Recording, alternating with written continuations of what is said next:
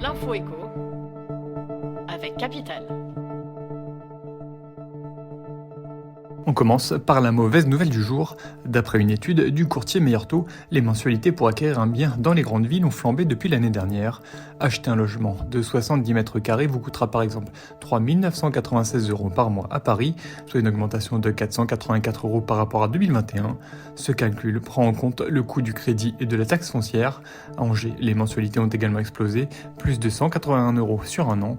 Découvrez sur capital.fr le montant des mensualités à débourser pour acquérir un bien dans les 20 plus grandes villes françaises. On poursuit avec le coup de gueule qui concerne les loueurs de voitures. Vous ne le savez peut-être pas, mais en cas d'amende lors d'une location, les agences vous facturent des frais administratifs. Ils sont généralement mentionnés dans les conditions générales de vente que peu de locataires lisent. Dommage car le montant est loin d'être négligeable, d'autant que vous avez autant de frais de dossier à payer que de nombre d'amendes.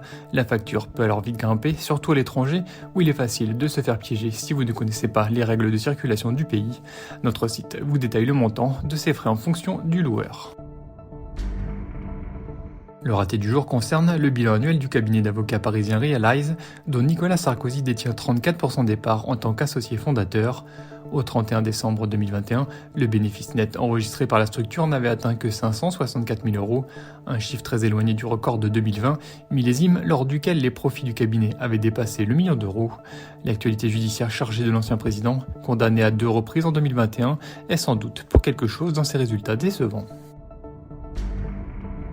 Et pour finir le chiffre du jour, 4%, c'est l'augmentation qui va s'appliquer, comme l'avait promis le gouvernement, à l'ensemble des bourses sur critères sociaux pour l'année universitaire 2022-2023. Pour bénéficier d'une bourse étudiante, plusieurs conditions doivent être remplies. Par exemple, les ressources du foyer auquel est rattaché l'étudiant ne doivent pas dépasser un certain plafond et le boursier doit suivre une formation initiale à plein temps. Si vous y êtes éligible, rendez-vous sur capital.fr pour savoir à quel montant vous aurez droit à la rentrée prochaine. C'était l'info éco avec Capital.